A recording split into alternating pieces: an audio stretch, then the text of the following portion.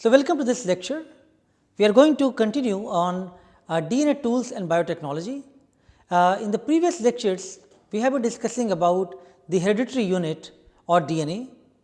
You have also learned the theoretical concepts of tools which could help to visualize and amplify DNA by using agarose gel electrophoresis and polymerase chain reaction or the PCR processes. Today, we are going to show you in the laboratory how these techniques could be performed. Let us now start the laboratory demonstration for explaining you these techniques and showing you how these experiments could be actually performed in the laboratory.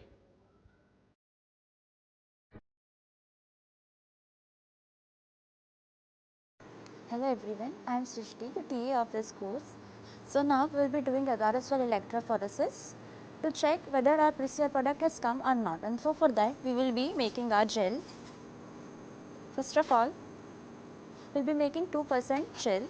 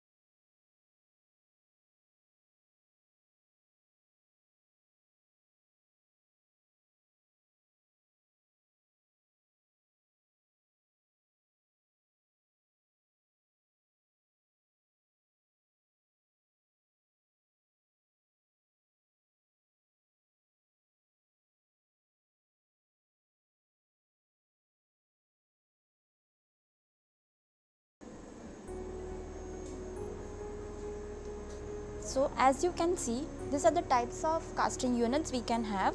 This is the bigger one in which I have already casted a gel. This is a smaller one which we casted right now. When we placing a comb, this is the comb of its size in this before the gel solidifies. These are the different types of combs and casting units available. So this is the electrophoretic unit.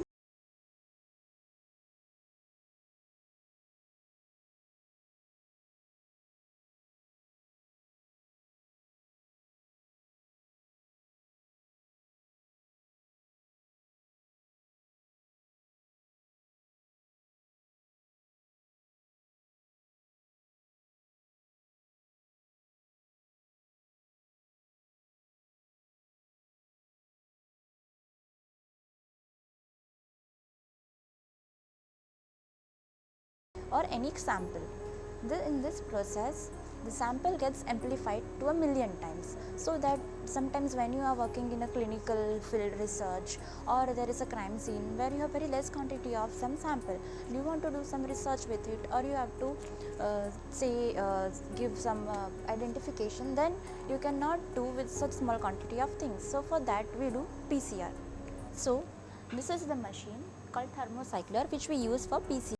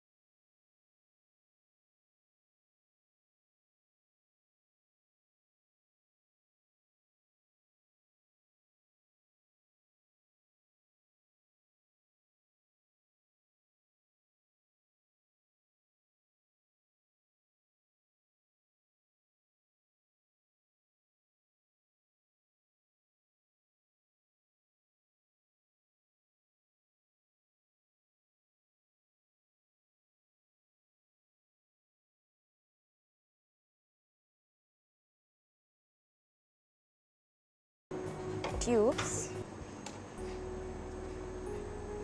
in this way.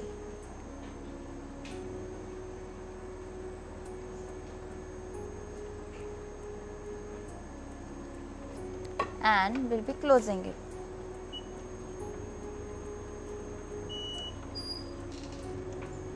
Make sure you have tightened the cap. Now, as you can see here, we can see many options: run, new, edit.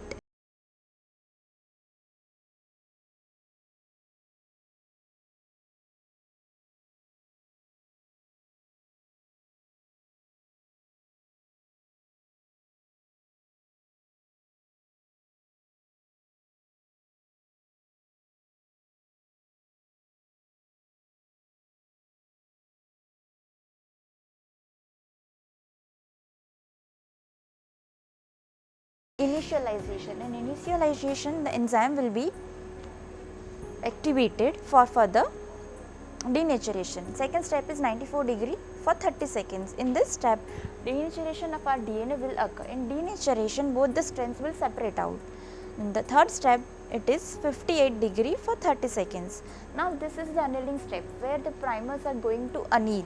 When primers will anneal, the process will go on further. Next is 72° for 30 seconds, that is the extension step. So, in extension, once the synthesis, in this extension step, it is for 30 seconds.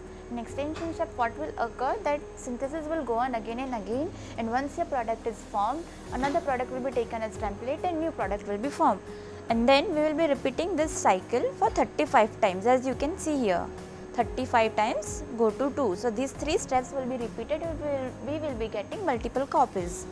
Next is again 72° for 10 minutes. So, for final extension, if any product is left for extension, it will be occurring again. And last is hold at 4°. Why are we holding? To bring down the temperature to normal, for cooling up the chamber. So now as we know the program, we will be running our PCR program.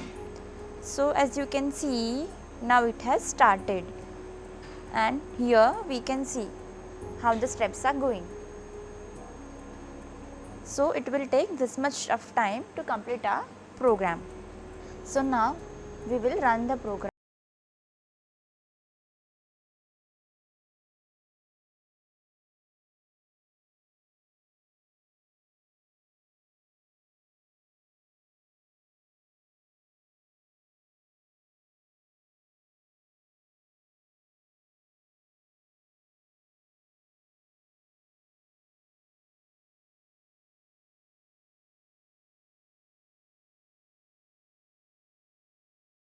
It has properly solidified. So now we will be taking out our combs and putting our gel in the unit. This is 1x TAE and we have to add it in such a way that our whole gel is immersed in it.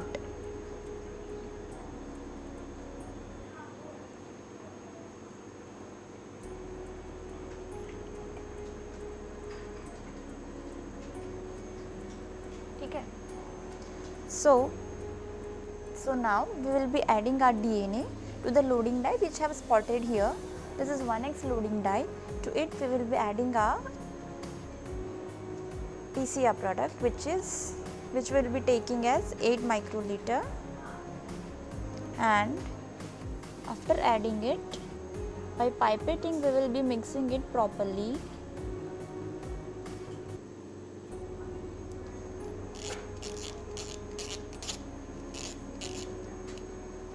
And we will be loading it on our gel.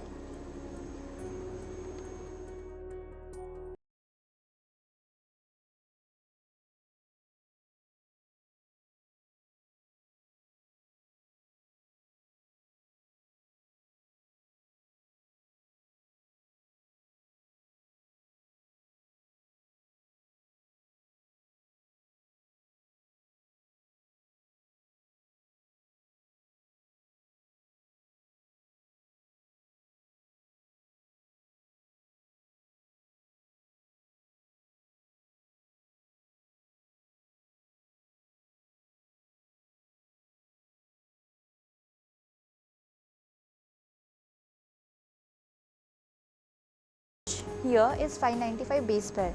So we have loaded 100 base pair ladder, and the loading die we used is this one.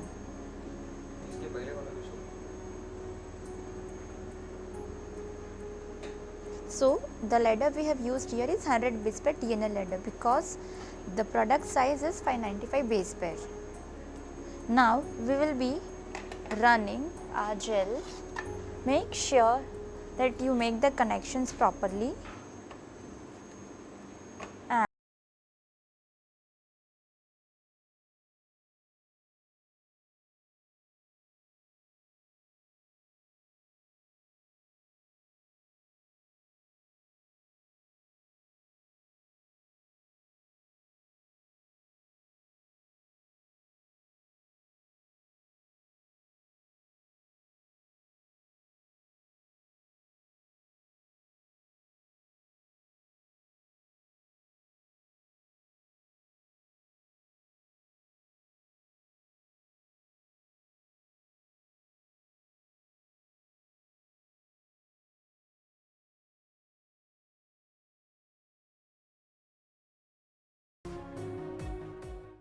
Let us watch the following animation to understand this concept better.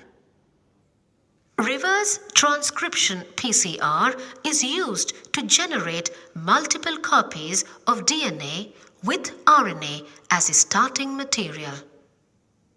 The template RNA molecule is first reverse transcribed into the corresponding cDNA by means of the enzyme reverse transcriptase. This enzyme, which is commonly found in viruses, is capable of synthesizing DNA from an RNA template. template strand at 72 degrees. Traditional PCR is then performed on the cDNA, obtained by addition of primers which are allowed to anneal at 54 degrees centigrade. This is followed by addition of nucleotides and Taq polymerase, which performs elongation of the template strand at 72 degrees centigrade.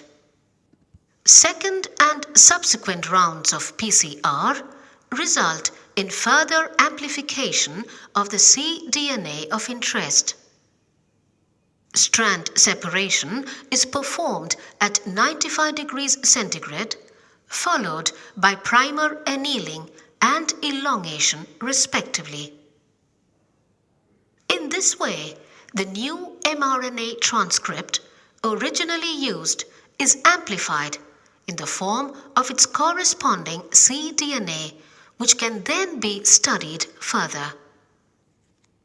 The double-stranded DNA that needs to be amplified is heated to 95 degrees centigrade to bring about strand separation.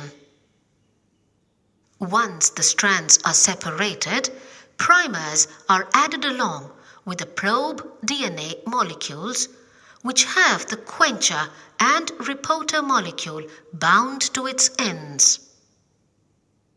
Once these have annealed to the template DNA strands at 54 degrees centigrade, Taq polymerase and nucleotides are added, and the temperature is again increased to 72 degrees centigrade to carry out strand elongation.